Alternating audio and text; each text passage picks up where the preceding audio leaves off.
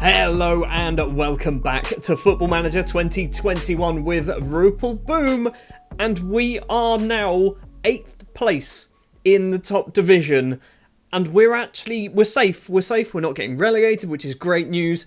We've converted Andrei Yarmolenko to be a central midfielder. We might, and it's a very big might, we might be getting European football. It's a big outside chance. We've still got 4 league games to play and a Croaky Cup final. Let's get on with the episode.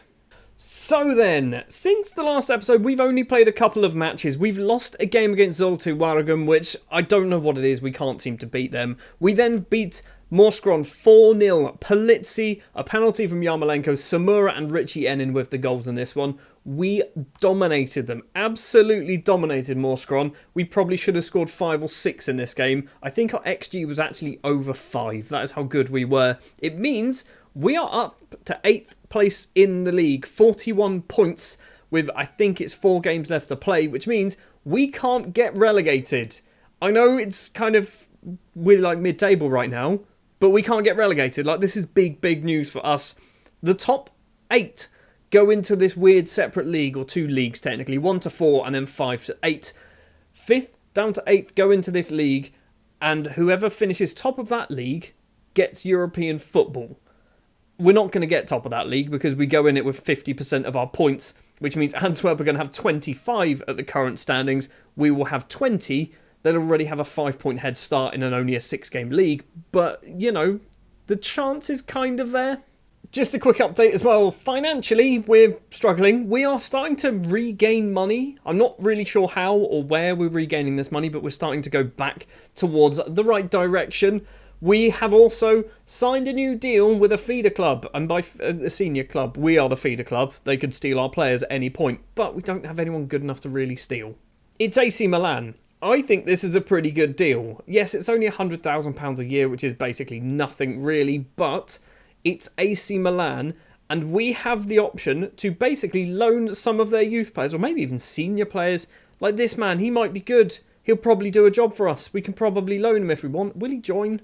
I mean, I've no idea. We can't loan him because he's only got a short time left in his contract. Anyway, we've signed a deal with AC Milan. Right then, match number 1. Beerschot are our opponents, a team who are also fighting for this elusive, weird European league. I think they've dropped down to 9th in the last match that they played because they lost 6-3 against Charleroi. We basically jumped ahead of them. It will be Jamal Blackman making his debut today because Andre is out injured. Weidner, Howells, Cater and Janssens will be the back four. Zazou and Yarmolenko in the middle of the pitch. Ignore the little bid sign next to Yarmolenko. I might have given him a contract offer to see if he joins in the summer. Abaz and Enin on the wings. Detri and Samura are our strikers today. Olivier Douahulu is almost back. He is almost back. He's scheduled to return to full training tomorrow in game. So our 20-goal a season striker might be available for the final 3 games of the season and, importantly, the cup final. This is a very weird sort of record for Jamal Blackman. This is the first time he's playing a match for a team that has his contract. He's never played a game for any team that have literally owned his contract, basically. For Chelsea, never kicked a ball. He then went to LAFC, never kicked a ball. We've signed him on a free transfer, and he's finally playing a game for the club that he should be playing for. I'm a bit worried because I don't think he's very good, but we've got no real choice. 3 minutes on the clock, and we've got a goal kick to Beerschot over the halfway line. I've realised as well, we're wearing our away kit. We wear our away kit against 2 teams, apparently. Sousa run towards goal. Jamal Blackman makes his first ever save in professional football, I assume. He's probably made at least one. Sousa then with the free kick. It's a corner. With the corner, I'm just cracking start to this bit of commentary for me, isn't it? They do have the ball still. Zazou has stolen that away, and he can run forward with this ball. He's been pushed over. He's going to win himself a free kick. We've got a corner. Zazou takes it right-footed. It's Alan Howells. And Alan Howells, the Reading central defender Loney, has got his first goal for the club. It's taken just 5.5 minutes of this match. We've taken the lead. We have a chance. We genuinely have a chance to be in this weird top 8 European League thing. If we keep doing what we're doing, if we keep picking up some points, we have a very weird outside chance of actually getting European football next season. We've got a free kick. This is going to be Yarmolenko, number 27, stepping up to take it. He is our best set-piece taker, and Andrei Yarmolenko gets his 3rd goal of the season. He's a midfielder. He is a central midfielder. I don't know why we ever thought he was a winger or a striker. Admittedly, he probably would have scored that goal if he was playing in goal, just as long as he took the free kick. Beerschot coming forward with the ball. It's a penalty. Lothar de Hont says that's a foul, apparently. It's a penalty. Come on, Jamal. Jamal Blackman, come on, my friend. If this is a penalty, save it. If you save it, you're a hero. You'll join the ranks of the Rudy Gesteds, the Yarmolenkos, and the Jamal Blackmans are there. He has saved a penalty on his debut.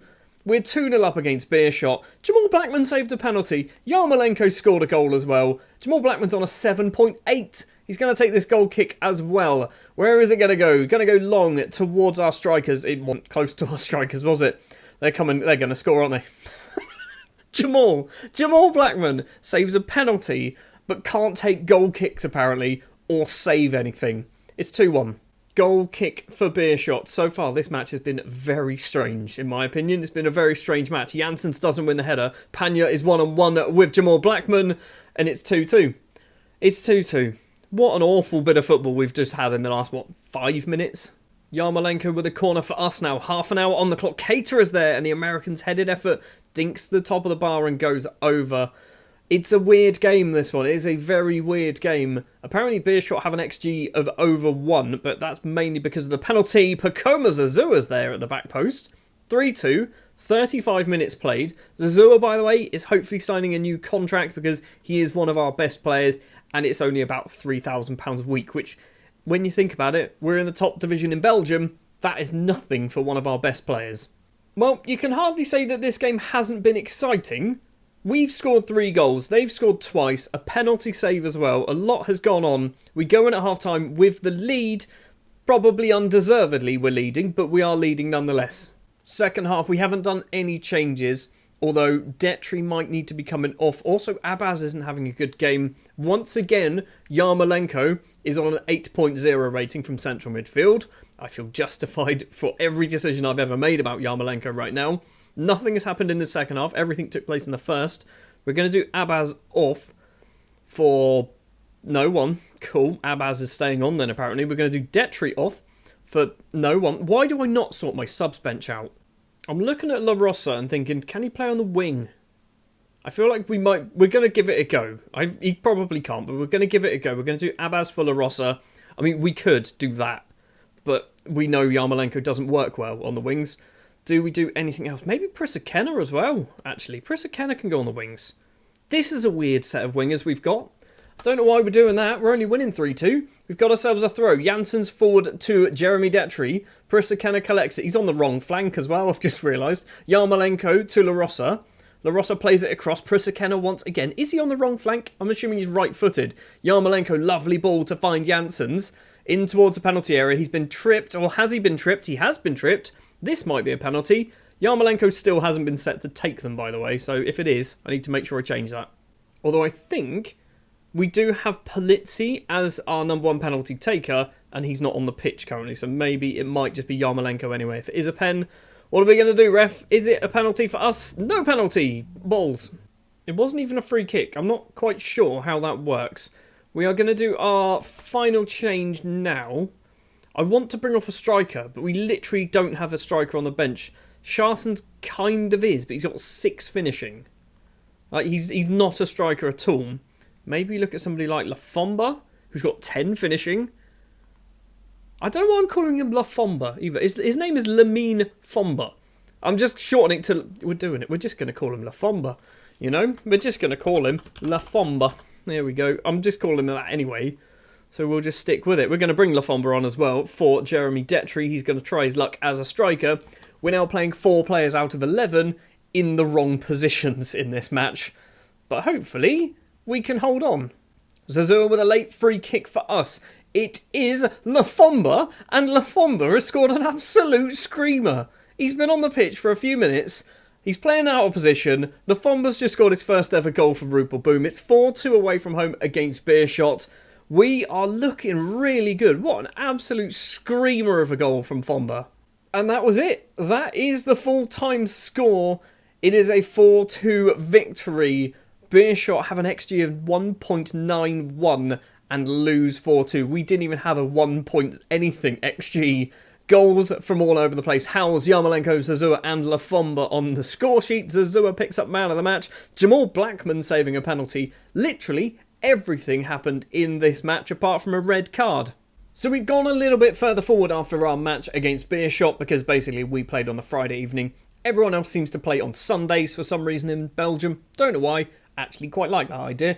Anyway, we are still 8th place in the table. 31 games played. Just 3 games remain. We still have to play. Obviously, I see 3 might be more. Is it? I don't know. How do numbers work? How many games? 3 league games. It is 3 league games left to play.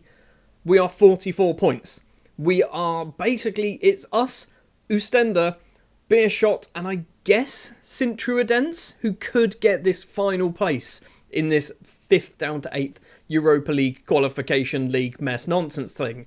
I kind of don't want to be in it if I'm honest. I'd rather finish 9th because we're not going to win it. If we're going to win that thing, then fine, put me in it. But we're not going to win it because Antwerp are so much further ahead than us.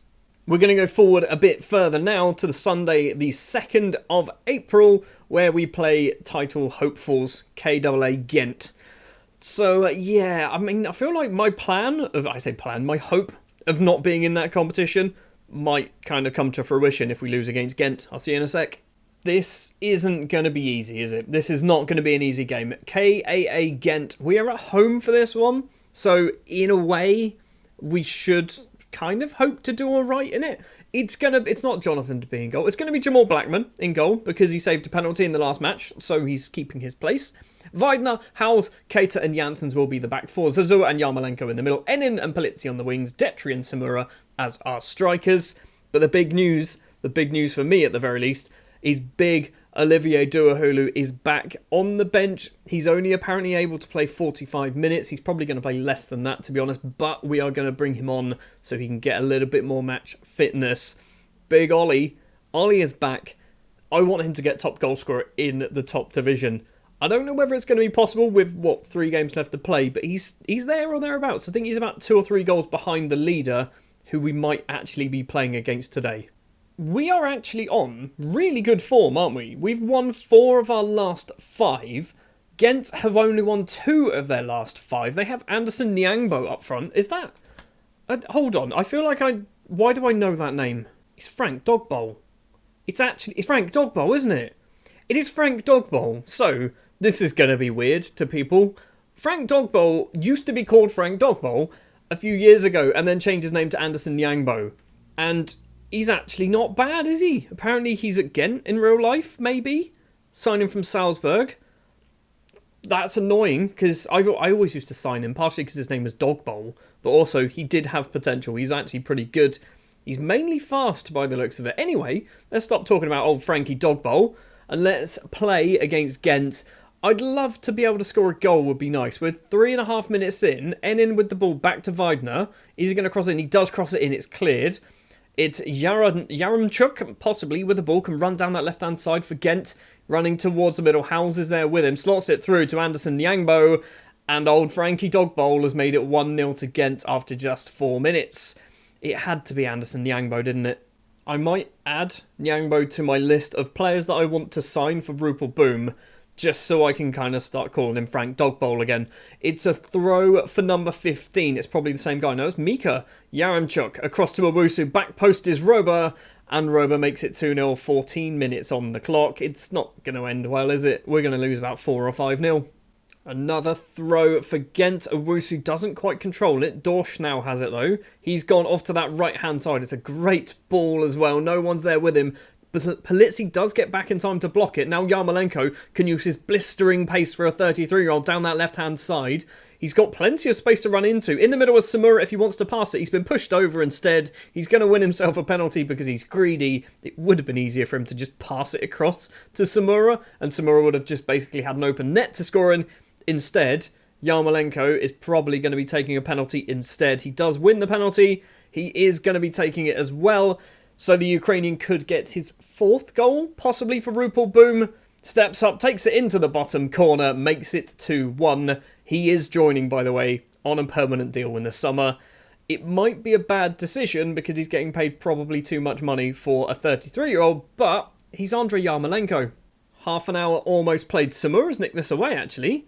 Finds Yarmolenko, crosses it in. Jeremy Detry is there, but Rof makes a very good save from the young Belgian striker, Yaremchuk. Zazua's getting a straight red for that. That's a straight red card. What an absolute clown you are. Well, this has made things awkward, hasn't it? This has made things awkward because I don't want to take off a striker. Because this is what I'd normally do, is I'd take off a striker. We're just going to go with that. Yarmolenko, you can just hold the fort in the middle and hope for the best. Since the Zazua sending off, nothing's happened at all. Like, nothing at all has taken place at all. I've said at all a million times.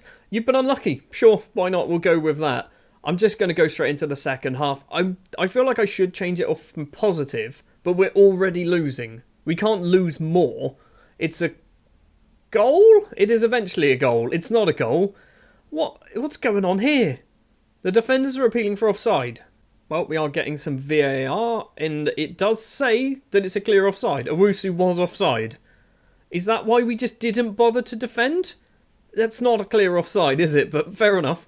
Rof with a goal kick for Ghent over the halfway line. Still plenty of time, so we might be able to get back into this. Although the Zazua sending off has kind of given us a bit of an issue. Dorsch goes for goal. Jamal Blackman saved a different ball, apparently. I'm not sure why he decided to go down to his bottom left when the ball went top right. It's 3-1. Looking at those match ratings, we're struggling, aren't we? We're definitely struggling. We're just going to have to chalk this one up as a defeat. It's going to be a defeat. We're not getting anything out of this game. But we can now bring on Olivier Douahulu to try and get him some fitness. We're going to bring on Torres as well for Enin because he needs a bit of fitness. Have we got anyone else who needs some fitness on the bench? For Choviak and Sharsons, which I'm not too fussed about at the moment. We've still got an opportunity to get back into this game, but I seriously doubt anything's going to happen. It's a throw for Mika. Yarmolenko can get that ball upfield. It's Samura, plays it back to Politsi. He's eventually going to get there. Janssen, to Yarmolenko to Politsi. He's gone long towards Samura, controls it well. If Douahulu can score a goal, that would be superb. Samura with it. He's got past his man. He's gone for goal himself. The greedy little bugger. He's gone twice himself. Why did he not pass that ball? Nyangbo's been tackled by Janssens, but Roba can keep coming forward with it. Down the right-hand side, back to Sikei. Possibly, might be his name. Weidner gets that ball clear. Yarmolenko's closing this down. It's a very back and forth highlight. It's 3v3. Samura has this. He's going to go alone because of course he is. It's saved by Rof. We win ourselves a corner with 20 minutes to play. 10-man Rupel Boom. We're actually putting up a decent fight here. Politsi's corner comes in. Cater's there. Doesn't manage to get on the end of it. The ball is cleared. The highlight ends. We are going to do this low for Weidner change because he's having a bad game. But I don't know if he is having a bad game because of the weird, basically, the weird average rating things for fullbacks. The sub didn't happen either. I clicked the button, the sub didn't happen. But it did happen. He's off. He's literally... What? He got subbed in the 86th minute. He's just come off the pitch now. Has he? He's still there. I'm so confused. Has the sub happened? Weidner's still on the pitch. I don't know what is going on here. The ball's gone in. Jamal Blackman can't save that one. Weidner is still on the pitch. I've told him to be subbed like 3 times now. He's still here. It's there. It's saying there. Confirm the changes. Why are you still on the pitch? I'm blaming you for that one. He's still on the pitch. He's not leaving the pitch. I literally can't bring this man off the pitch. I can't do any more changes, but he's still on the pitch. Cancel the changes, then go back to this. What's happened? Oh my word, I don't understand. Weidner can't get substituted and I can't do any more subs. We've lost 4-1. The game's had a little bit of a moment. Weidner was substituted and still on the pitch somehow. I don't understand. Jamal Blackman was our best performer with a 6.9. He conceded 4. If I could find Weidner just for not leaving the pitch, I would. Douahulu picked up a 6.5 and a yellow card. Not a good game. I am going to throw a water bottle at him because, you know, it's rude not to. I'm furious with your performance. He seemed demotivated. You got a 5.4. You would have been better if you just didn't play. Well, once again, we are playing on the Friday night, which means everyone else still has to play their game. They're going to play their games on Saturday and Sunday, so we're going to go forward until the end of Sunday just to see what happens, basically, with the other games. We might find ourselves dropping down to 9th if Ostende beat OHL, which you'd think might be a possibility, 9th versus 13th, but we'll be back in just a second. Right, Sunday night, and we are staying in 8th place. 44 points. Ostende drew 0-0. Why did I say it like that? 0-0 against OHL, which means that they don't manage to climb above us. Club Brugge beating Standard Liège 6-1 there. I think Club Brugge might be champions. I think they might have already been champions, but basically they're definitely champs right now. It's still possible. Next episode, we are going to be playing the final league game, which is against Sint-Truidense, and we're going to be playing the Croquis Cup final. If we finish in the top 8, this season carries on for a bit. I don't really know how the next episode after that's going to work. Thank you very much for watching this one. If you did enjoy, do please remember to leave a like. If you are new here, hit the subscribe button, ding the bell as well so you get notified whenever a new video is released.